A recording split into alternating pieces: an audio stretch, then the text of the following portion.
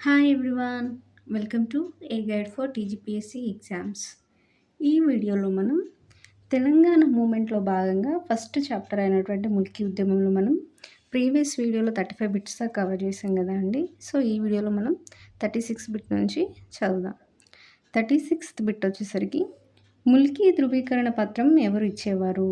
So మనకి already మనం దీని ప్రీవియస్ బిట్లో మనం ఏం చదివామండి, 1919 ప్రకటన ప్రకారం ఫర్మానా ప్రకారం 1919 ఫర్మానా ప్రకారం ముల్కీలను నిర్వచించారు అని చదువుకున్నాం కదా అండి. సో ముల్కీలను నిర్వచించిన తర్వాత ఎవరైతే ముల్కీలకు అర్హులో వారికి ఈ ముల్కీ ధృవీకరణ పత్రం ఎవరిచ్చేవారు అని అంటే తాలూకుదారులను గుర్తుంచుకోవాలి. సో 1919 ఫర్మానా ప్రకారం ముల్కీ ధృవీకరణ పత్రం మనకి ఎవరిచ్చారండి అని అంటే తాలూకుదారులు.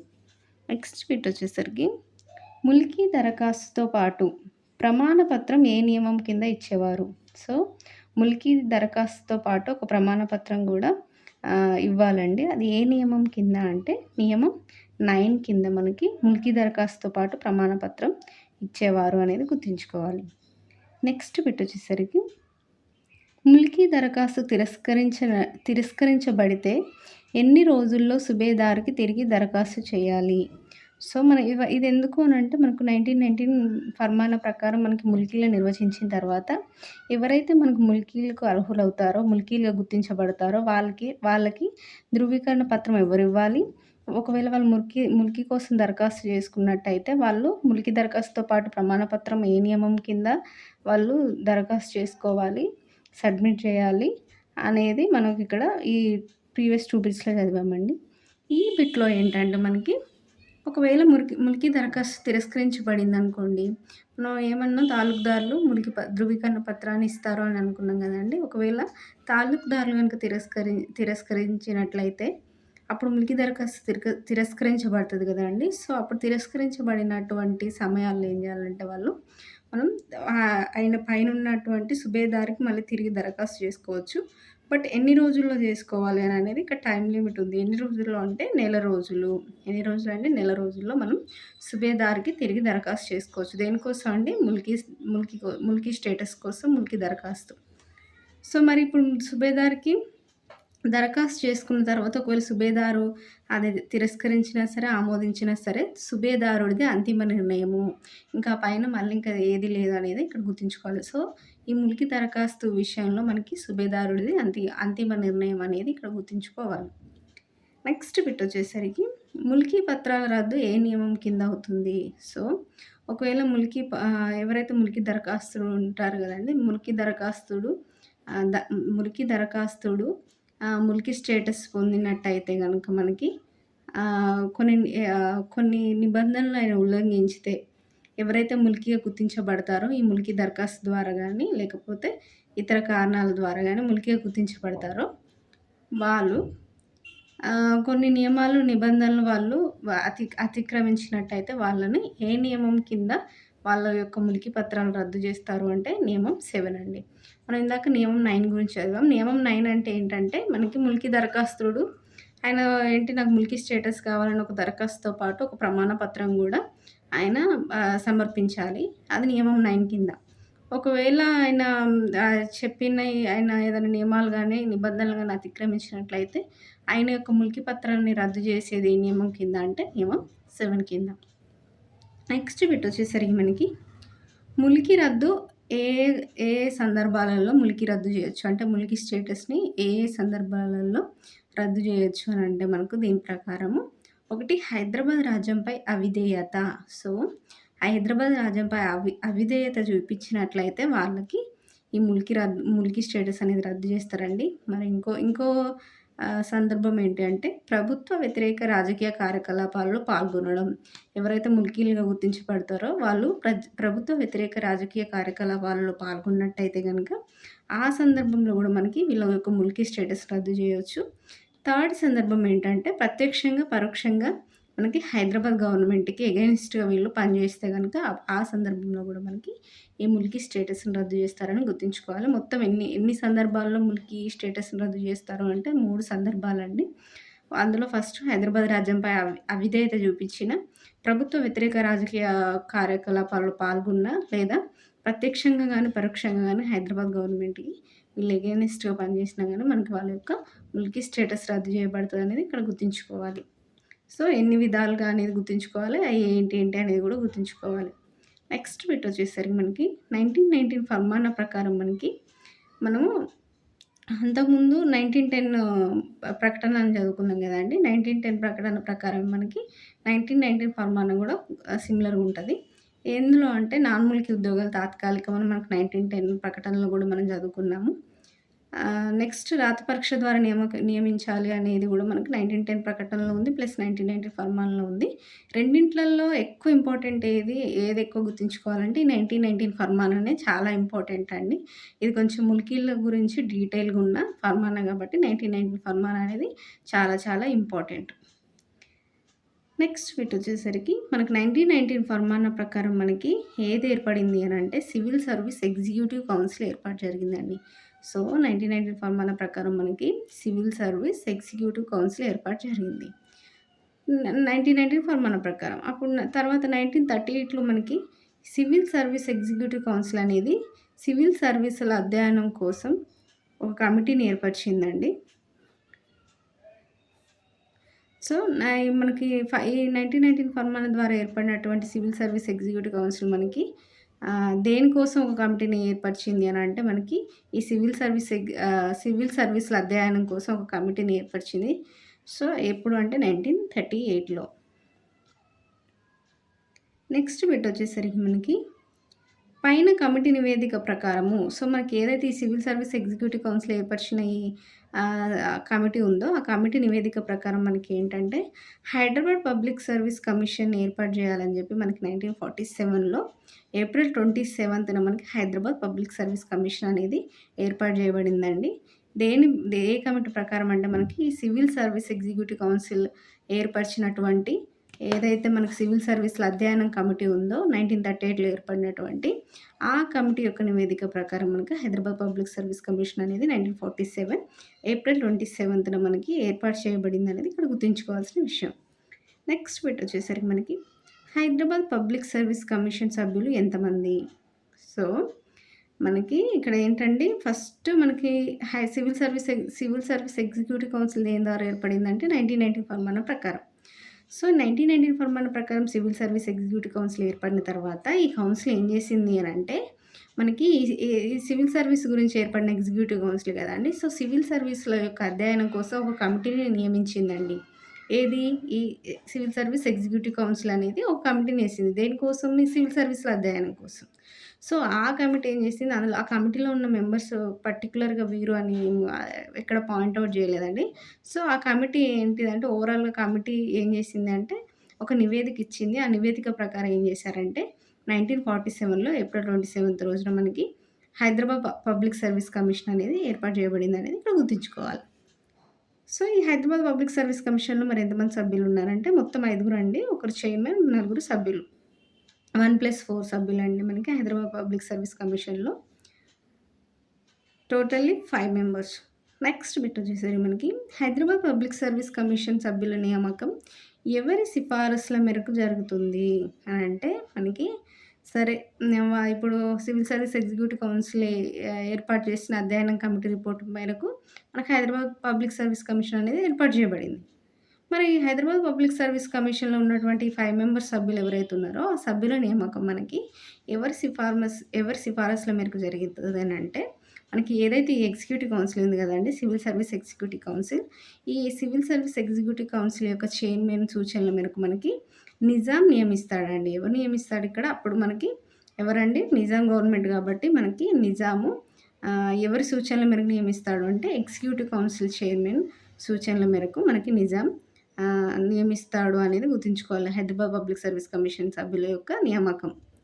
నెక్స్ట్ బిట్ వచ్చేసరికి మనకి ఉస్మానియా గ్రాడ్యుయేట్స్ అసోసియేషన్ ఏ సంవత్సరంలో జరిగింది? సో, ఈ ఉస్మానియా గ్రాడ్యుయేట్స్ అసోసియేషన్ అనేది చాలా ఇంపార్టెంట్ సంస్థ అండి ఇది. ఎందుకు మనం ఈ ఉస్మానియా గ్రాడ్యుయేట్స్ అసోసియేషన్ గురించి చదువుకుంటామంటే, ఇది ముల్కీ ఉద్యమ కాలంలో ముల్కీ హక్కుల కోసం ఏర్పడినటువంటి ఒక ముల్కీ రాజకీయ సంస్థ అండి. ఇది చాలా చాలా ఇంపార్టెంట్ రోల్ ప్లే చేసింది ముల్కీ ఉద్యమం టైంలో. సో, ముల్కీ హక్కుల కోసం పోరాడిన సంస్థ గాబట్టి, అందులో చాలా ఇంపార్టెంట్ సంస్థ గాబట్టి, మనం ఈ ఉస్మానియా గ్రాడ్యుయేట్స్ అసోసియేషన్ గురించి ఖచ్చితంగా తెలుసుకోవాలి, గుర్తుంచుకోవాలి.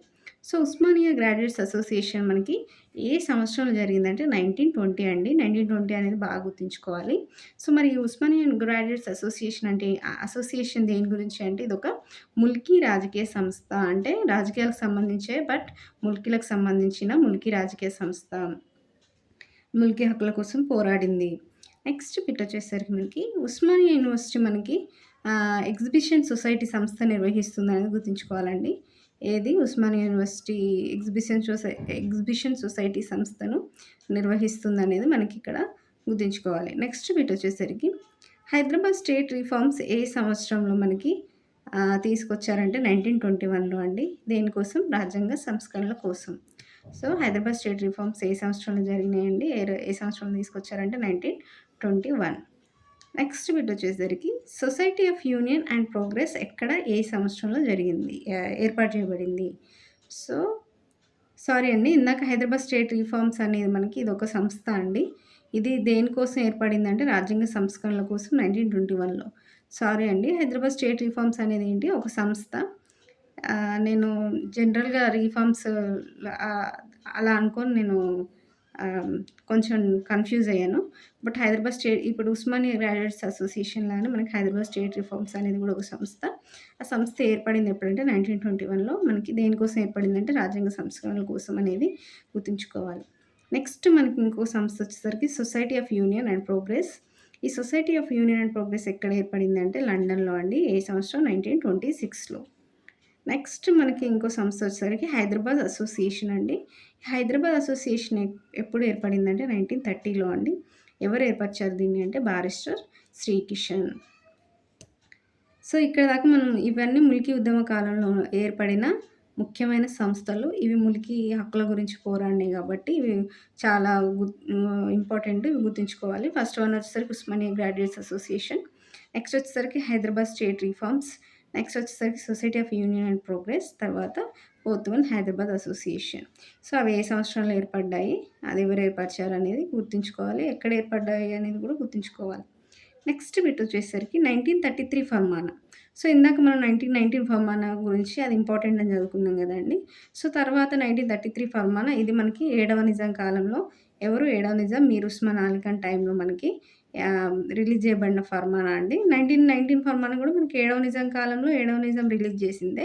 ఇప్పుడు 1933 ఫర్మానా గూడా మనకి లాస్ట్ నిజమైనటువంటి 7వ నిజాం మీర్ ఉస్మాన్ అలీ ఖాన్ టైంలో ఏర్పాటు చేయబడిందే. సో, 2 ఈయన కాలంలోనే ఏర్పాటు చేయబడ్డాయి. మరి ఈ 1933 ఫర్మానా ఏం చెప్తుంది అంటే, నాన్ ముల్కీ ఉద్యోగాలు తాత్కాలికం అని చెప్తుందండి. సేమ్ అవే ఉంటాయి.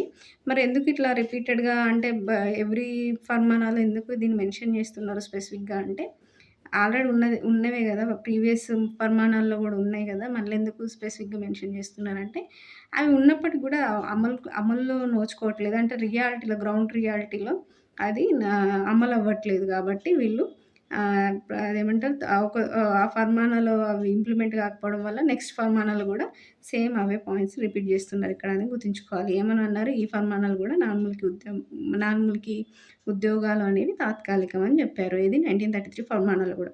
1919 ఫర్మానా ప్రకారం గూడా మనం అనుకున్నాం గదండీ! ఎక్కడుంది? 1919 ఫర్మానా ప్రకారం గూడా మనకు నాన్ ముల్కీ ఉద్యోగాలు తాత్కాలికం అనుకున్నాం. సో, అక్కడ ఇంప్లిమెంట్ కాలేదు ఆ ఫర్మానా గాబట్టి మళ్ళీ 1933 ఫర్మానాలు గూడా నాన్ ముల్కీ ఉద్యోగాలు తాత్కాలికం అని చెప్పి ఫర్మానా రిలీజ్ చేశారనేది గుర్తుంచుకోవాలి. నెక్స్ట్ బిట్ వచ్చేసరికి ఏ ఫర్మానా వల్ల ముల్కీలు బహిరంగ సభలో నిజాంకు కృతజ్ఞతలు తెలియజేశారు అంటే ఈ 1933 ఫర్మానా ద్వారా అండి. ఫర్మానా వల్ల మనకి ముల్కీలు ఎవరైతే ఉన్నారో అంటే ఇది ముల్కీలకు సపోర్ట్‌గా తీసుకొచ్చిన ఫర్మానే గదా అండి. సో, ముల్కీలను సపోర్ట్ చేసింది కాబట్టి ఈ ఫర్మానా వల్ల ముల్కీలు బహిరంగ సభ ఒకటి ఏర్పరిచి నిజాంకి కృతజ్ఞతలు తెలియజేశారనేది ఇక్కడ గుర్తుంచుకోవాలి. సో, నెక్స్ట్ బిట్ వచ్చేసరికి మనకి 54 అండి. Nizam subjects league. మనకి నిజాం సబ్జెక్ట్స్ లీగ్ అని ఇంగ్లీష్‌లో అంటామండి. మరి ఉర్దూలో ఏమంటాం సేమ్ సంస్థను అంటే జమియత్ రిఫాయే నిజాం అనేది ఉర్దూలో అంటామండి. మరి తెలుగులో ఏమంటాం దీన్నంటే నిజాం ప్రజల సంఘం అని అంటాం. సో, ఇదొక సంస్థ అండి. ఇందాక 4 సంస్థల గురించి చదువుకున్నాం గదా! ఈ ముల్కీ ఉద్యమ కాలంలో ఏర్పడినటువంటి ఇంపార్టెంట్ సంస్థలు ఏవైతే ముల్కీల కోసం పాటుపడ్డాయో ఆ సంస్థల గురించి చదువుకున్నాం కదండీ. సో, అందులో భాగంగా ఇదొక సంస్థ. ఇది అంటే నిజాం సబ్జెక్ట్స్ లీగ్. సో, ఇంగ్లీష్‌లో అయితే నిజాం సబ్జెక్ట్స్ లీగ్ అన్నాం. తెలుగులో అయితే నిజాం ప్రజల సంఘం అన్నాం. ఉర్దూలో అయితే జమియత్ రిఫాయే నిజాం అని అన్నాం. ఎందుకంటే 3 భాషల్లో మనకి ఇది గుర్తుండాలి. ఏ భాషలో ఏమంటామో అని కన్‌ఫ్యూజ్ అవ్వకుండా ఉండడం కోసము. సో, ఇది ఏ సంవత్సరంలో ఏర్పాటు చేయబడిందంటే 1935. సో, మనకి ఇది గూడా చాలా ఇంపార్టెంట్ సంస్థ అండి. ప్రీవియస్ సంస్థల్లో పోల్చుకుంటే, మిగతా సంస్థలతో పోల్చుకుంటే ఆ టైంలో ఏర్పడ్డ ఇంపార్టెంట్ సంస్థల్లో ఇది ఇంకా ఇంపార్టెంటు. ఈ నిజాం సబ్జెక్ట్స్ లీగ్ ఏ ఇయర్‌లో ఏర్పడిందంటే 1935 అనేది గుర్తుంచుకోవాలి.